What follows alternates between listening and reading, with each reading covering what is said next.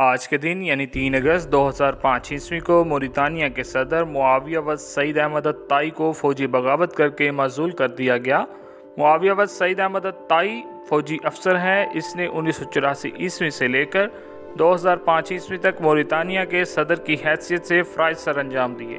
ایک فوجی بغاوت کے ذریعے اقتدار میں آنے کے بعد ایک فوجی بغاوت کے ذریعے خود اقتدار سے بے دخل کر دیا گیا۔ معاویہ وز سعید احمد الطائی سعودی عرب کے بادشاہ فہد بن عبدالعزیز کا نماز جنازہ پڑھنے کے لیے سعودی عرب میں موجود تھے۔ ان کی ملک سے غیر حاضری پر فوجی بغاوت کر کے اسے عہدے سے ہٹا دیا گیا۔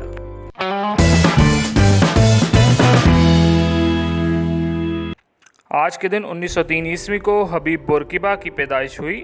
حبیب بورقیبہ تیونس کے بانی سیاستدان اور جمہوریہ تیونس کے پہلے صدر تھے، جن کی صدارت 25 جولائی 1957 عیسوی سے لے کر 7 نومبر 1987 عیسوی تک رہی۔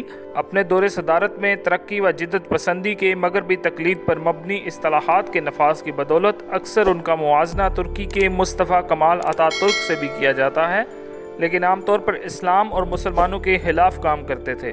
حبیب بورقیبہ کے دور اقتدار میں تعلیم حکومت کی اولین ترجیح رہی، جبکہ عورتوں کے حقوق کے حوالے سے بھی حبیب بورقیبہ نے عرب اور اسلامی دنیا کے مقابلے میں وسیع تر اصطلاحات کا نفاذ یقینی بنایا۔ انہوں نے ایک سے زیادہ شادیاں کرنے پر پابندی لگائی اور طلاق کو قانونی شکل دی۔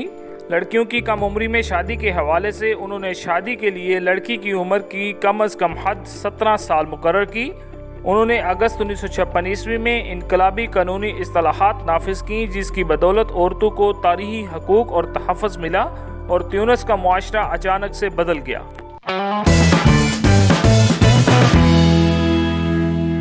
آج کے دن 1003 عیسوی کو طائی اللہ کا انتقال ہوا۔ طائی اللہ 24واں عباسی خلیفہ ہے، جس نے 1974 عیسوی سے لے کر 991 عیسوی تک حکومت کی۔ طائی اللہ کو خلافت عباسیہ کے کمزور ترین خلفاء میں شمار کیا جاتا ہے۔ المطی اللہ پر جب فالج کا حملہ ہوا تو وہ علیل ہو گیا تھا۔ دوران علالت امیر کے مشورے پر دستبرداری ظاہر کرتے ہوئے اپنے بیٹے طائی اللہ کو اپنا جانشین اور خلیفہ مقرر کیا۔ 4 اگست 1974 عیسوی کو طائی اللہ کے نام کی بیعت لی گئی اور وہ تخت نشین ہوا۔ طائی اللہ نے خلیفہ ہونے کے دوسرے دن ردائے خلافت تنصیب کی اور شاہانہ جلوس نکالا۔ مورخ ابن کثیر نے لکھا ہے کہ بوقت خلافت اس کی عمر 43 سال تھی اور اس کے ماسوا اس سے پہلے کوئی بھی ایسا خلیفہ نہیں گزرا تھا کہ اس کی خلافت کے وقت اس کا باپ بھی زندہ ہو۔ بنو عباس میں اس سے بڑھ کر کوئی دوسرا معمر بھی نہیں گزرا، کیونکہ خلیفہ بنتے وقت اس کی عمر 43 سال کی تھی اور اس کی والدہ ام ولد تھی، جو اس کی خلافت کے وقت بھی زندہ تھیں۔ اس کے دور حکومت میں عبیدیوں کے عروج نے انتہا کر دی۔ عبیدیوں کی قوت و طاقت کا یہ اثر ہوا کہ وہ مصر، بلاد الشام اور مشرق و مغرب میں حاکم ہو گئے۔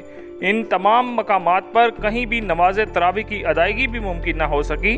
علامہ جلال الدین سیوطی طائی اللہ کے متعلق لکھتے ہیں کہ طائی اللہ نے خلافت میں ضعف پیدا کیا اور یہی وہ پہلا خلیفہ ہے جس کے زمانے میں امور خلافت میں اس قسم کی بے حد کمزوریاں پیدا کی گئیں، ورنہ اس سے پہلے کبھی اس قسم کی کمزوری پیدا کرنے کا کسی کو خیال تک نہیں ہوا تھا، اور خلیفہ خود وزیر اعظم کے گھر حاضر ہو کر ہر مہینے کے شروع میں مبارکباد دیتا تھا۔ یہ کام پہلی بار طائی اللہ نے شروع کیا۔ 991 عیسوی میں طائی اللہ کو خلافت سے معزول کر کے نظر بند کر دیا گیا اور اسی نظر بندی میں اس کا انتقال ہو گیا۔